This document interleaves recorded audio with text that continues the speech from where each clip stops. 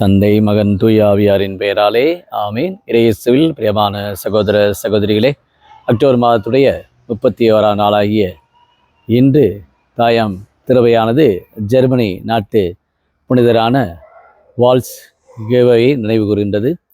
இவர் தன்னுடைய வாழ்நாளிலே 10ஆம் நூற்றாண்டிலே அந்த அந்த நாட்டிலே இறை நம்பிக்கையுள்ள ஒரு புனிதராக தன் வாழ்நாளிலே எப்பொழுதுமே ஏழைகள் மீது மிகுந்த அக்கறையோடும் கரசினையோடும் தாழ்ச்சியோடும் வாழ்ந்த ஒரு புனிதராக தன் வாழ்நாளிலே எப்பொழுதுமே தன் வாழ்நிலை நல்லவற்றை செய்வதிலும் புனிதத்தில் வளரவும் நல்ல ஒரு தூண்டுகோலாக இருந்திருக்கிறார்.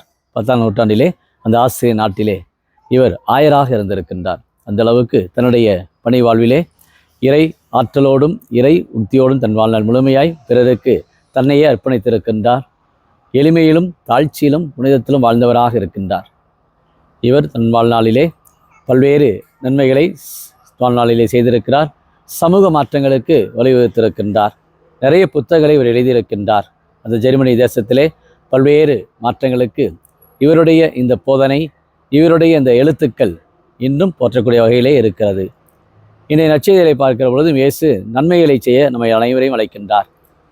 இயேசுவை பார்க்கிறார்கள். இந்த நூற்கவில்ல இந்த மனிதனை இயேசு இந்த ஓய்வு நாளிலே சுகப்படுத்துவாரா, கடவுளுடைய சட்டத்தை கடைபிடிப்பாரா என்று இயேசுவை பரிசேயர்கள் உற்று நோக்கி பார்க்கின்றார்கள்.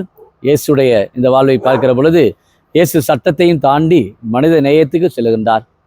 ஓய்வு நாள் மனிதனுக்கு எப்பொழுதுமே நன்மைகளை செய்யக்கூடியதாக இருக்க வேண்டும். மாறாக தன்னுடைய வாழ்நிலையில் நம்முடைய கடமைகளை செய்ய வேண்டும், மனித பண்போடு வளர வேண்டும் என்பதை இன்றைய நாளிலே பரிசேயர்களுக்கு இயேசு உணர்த்துகின்றார்.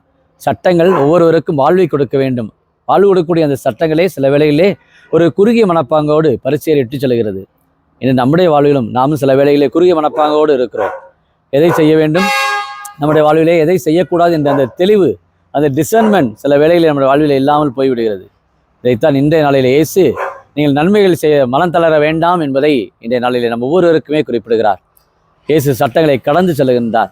மனித நேயத்தை வெளிப்படுத்தி இன்றைய அன்றாட வாழ்வில், அதுவும் இந்த வெள்ளிக்கிழமையிலே ஆண்டவர் இரக்கமுள்ளவர், இயேசு பரிவுள்ளவர், இயேசு கனிவுள்ளவர் என்பதை இன்றைய நாளிலே நாம் ஒவ்வொருவருக்கும் சொல்லுகின்றார். இறை இரக்கத்தின் அவனாளிலே தூய பௌசி நமக்கு வெளிப்படுத்தியது போல நாம் ஒவ்வொருவருமே இரக்கமுள்ளவர்களாக வாழ வேண்டும், கனிவுள்ளவர்களாக இருக்க வேண்டும் என்பதை இந்த நாளிலே இயேசு நாம் ஒவ்வொரு குடும்பத்திற்கும் இந்த நாளிலே அன்போடு அன்பின் செய்தியாக கொடுக்கின்றார்.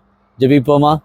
அன்பின் பரலோக பிதாவே, அப்பா இயேசுவே, இறை இரக்கத்தின் அவனாலை சிறப்பிக்கிற இந்த நாளிலே நாங்கள் அனைவருமே இரக்க உணர்வோடு வாழ, நன்மைகளை செய்வதிலே என்று மனம் தளராமல் நாங்கள் சட்டத்தையும் கடந்து பிறருக்கு எது உயர்ந்தது, பிறருக்கு எது வாழ்வு கொடுக்கக்கூடியது என்பதை நாங்கள் தேர்ந்து தெளிய எங்களுக்கு உம்முடைய ஆற்றலும் உம்முடைய வழி நடத்துதலும் என்னாலும் எங்களுக்கு பொழிமுடியாக இடத்துல வேண்டுகிறோம்.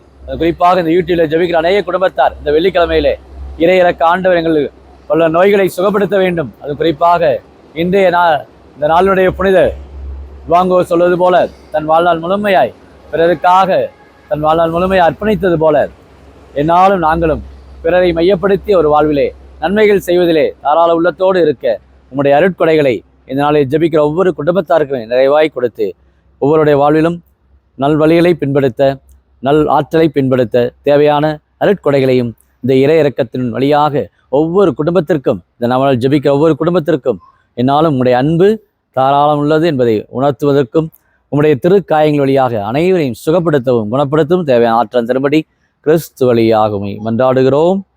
ஆமென்.